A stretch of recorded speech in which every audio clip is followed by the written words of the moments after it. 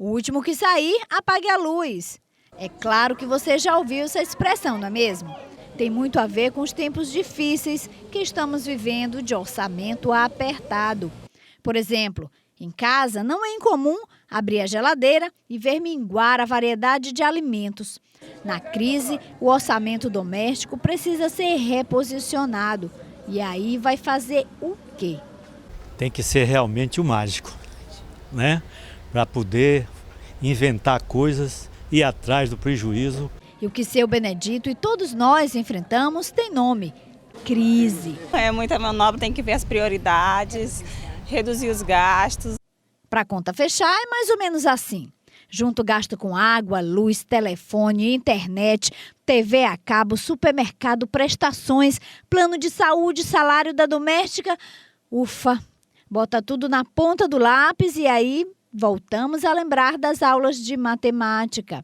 A receita tem que ser maior que a despesa, se não for, o mês fecha no vermelho. Agora imagina isso em escala bem maior. Imagina como os governos lidam com essa balança nada equilibrada entre orçamento e despesa. A crise se agrava quando há desequilíbrio nesse pacote. Servidores com dinheiro em conta e de maneira antecipada, bem diferente de outros estados do país. Em Sergipe, foi necessário um empréstimo para pagar o 13º no ano passado. No Rio Grande do Sul, quinta maior economia do país, está em atraso com o pagamento da dívida da União e deve mais de 200 mil servidores. Situação parecida com a do Rio de Janeiro, que parcelou o 13º salário em 5 vezes e enfrenta crise na saúde por não ter dinheiro para pagar fornecedores. Só que para chegar a essa saúde financeira, também foi preciso cortar na carne. 2 medidas de austeridade foram adotadas logo no início da atual gestão. A revisão de contratos considerados irregulares, que garantiram uma economia de R$ 1 bilhão e 100 milhões de reais, além de conseguir economizar, só no ano passado, mais de R$ 1 bilhão de reais, medidas associadas à redução dos gastos internos. Dentro de casa está se fazendo um dever de redução de gastos sem prejudicar a prestação de serviços públicos, né? Ao contrário, se ampliou. Em 2015 nós vimos bastante isso. Quando não se adotam as medidas necessárias, o risco que se corre é o de mergulhar ainda mais no fosso sem fundo da crise. E os números explicam bem isso. O Rio Grande do Sul foi o 4º estado que mais extrapolou a lei de responsabilidade fiscal. O limite imposto por lei é de 49%, ficou em 49,18%.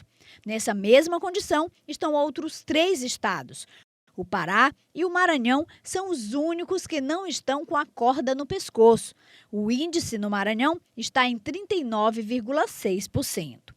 Em parte, isso foi conquistado pelo Estado ao rever, por exemplo, incentivos fiscais concedidos em gestões anteriores a empresas que gozavam dos benefícios e não investiam no Maranhão. Toda a política tributária desenvolvida foi no sentido de ter medidas anticíclicas, ou seja, medidas contra a crise, ou seja, estimulando a geração de emprego e renda. E para provar que deu certo, basta fazer um comparativo. Veja as diferenças entre o Maranhão e o Rio de Janeiro.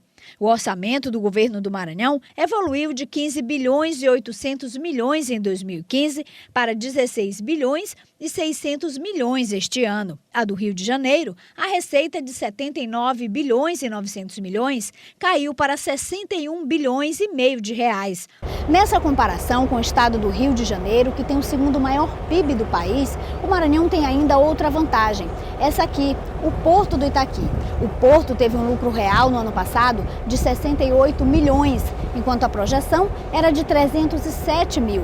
A movimentação de cargas cresceu 21%, alcançando o recorde histórico de 21 milhões e 800 mil toneladas. E a partir do ano que vem, os investimentos em todo esse complexo vão ultrapassar a marca de 1 bilhão de reais. Ou seja, através da geração de renda e da economia, o Maranhão está se tornando exemplo de responsabilidade fiscal. O procurador-geral do Estado, Rodrigo Maia, enumerou ainda medidas de austeridade, como o mutirão da Justiça, para a renegociação de dívidas fiscais e a criação de um núcleo de inteligência para auxiliar no enfrentamento à sonegação. E fora isso, nós dinamizamos algumas atividades que são importantes também para gerar divisas para o Estado, como o combate à sonegação, em cooperação com outros órgãos do próprio Estado, como Secretaria de Fazenda e Polícia Civil, e também o Poder Judiciário e o Ministério Público, através de uma força-tarefa para combater a sonegação.